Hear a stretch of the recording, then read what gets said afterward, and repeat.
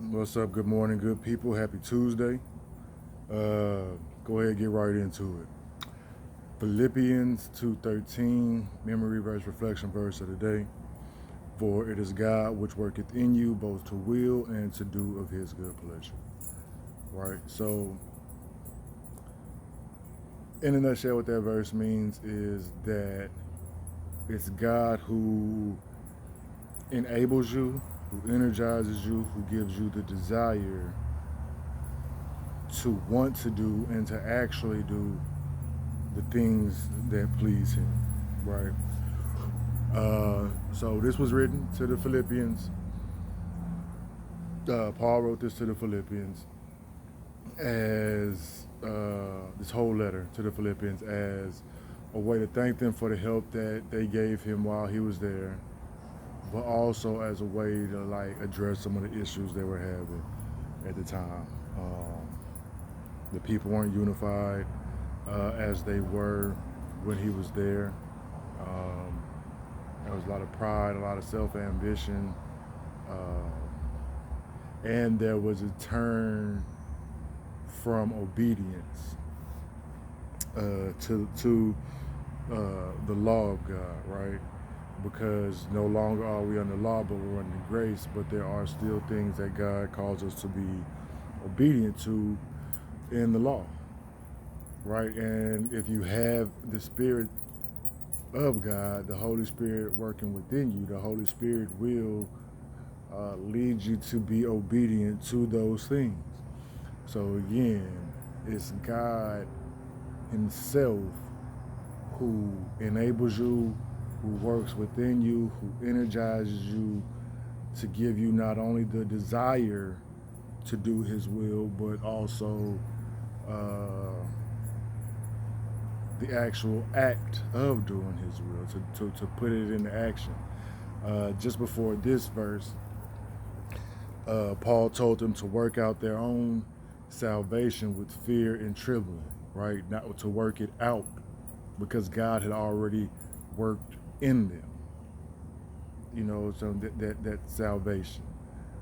So they need to work it out with reverence and awe of God for the work that He's already done in them. They don't have to work for the salvation. God has already done that work as well by having Jesus die on the cross and them accepting that gift through faith, by grace, or by grace through faith. And but again, they weren't, they didn't have the unity that He wanted them to have at the time. So He had to remind them that obedience is key. God prefers obedience over sacrifice.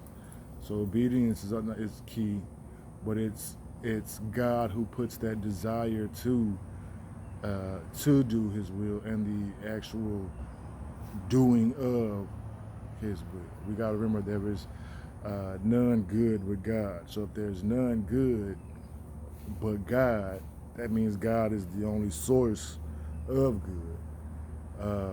A lot of people don't really, like a lot of people have a hard time accepting that because these days we don't see good as moral perfection, spiritual purity, uh, that God is, right? We tend to compare ourselves to other folks, and whenever we compare ourselves to other folks, we can always find somebody that's doing worse than us, right? Um, you can always find somebody that, especially from your own perspective, that's doing worse than you. You could be a gossiper. You could be a complainer, just complaining about your own light and life, right? But, well, at least I ain't gossiping and telling somebody else's business. And then a gossiper, well, at least I ain't stealing from nobody. And the stealer, well, at least I ain't lying on nobody. And the liar, at least I ain't killing nobody. And the killer, at least I ain't raping nobody. And so on and so forth. So it's always a way that you can look at someone else to see yourself as good in comparison. But when we look at the spiritual purity, the moral perfection of God as the true definition of goodness that it is, then we do have to sit back and realize that even my own little white sins that, we like to call them little white lies, little small sin, little jealousy here and there, a little covetousness here and there, a little, little fib here and there. That ain't all that bad as long as we're looking at other people and what they're doing in their lives. But when we look at it and compare it with that perfection, we have to be honest with ourselves and know that, okay, we're not good. We are not morally perfect. We are not spiritually pure, right? And so Paul is reminding them that God is the source of that good in their lives, and that it's through Him that they'll be able to actually to even have the desire to do the good, and to actually go forth in doing the good. So to me, this is like it's once again giving God His proper due, giving God His proper credit. That's what this verse is specifically saying to me at this point in time. Anyway, I'm sure there's some more of it that I'm missing, but at this specific point in time, that's what it's saying. For it is God which worketh in you, both to will, and to do of His good will, both to have the desire to do it, and even the doing of it. So we got to give praise for that God works in us to do the stuff that He wants us to work outwardly.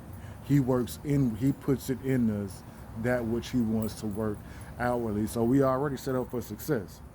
God don't call us to do nothing He don't equip us to do.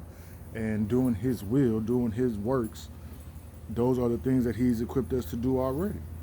So we should be able to go forth with the confidence of God, knowing that God has adequately prepared us, and knowing that God has called us to do those good things, right?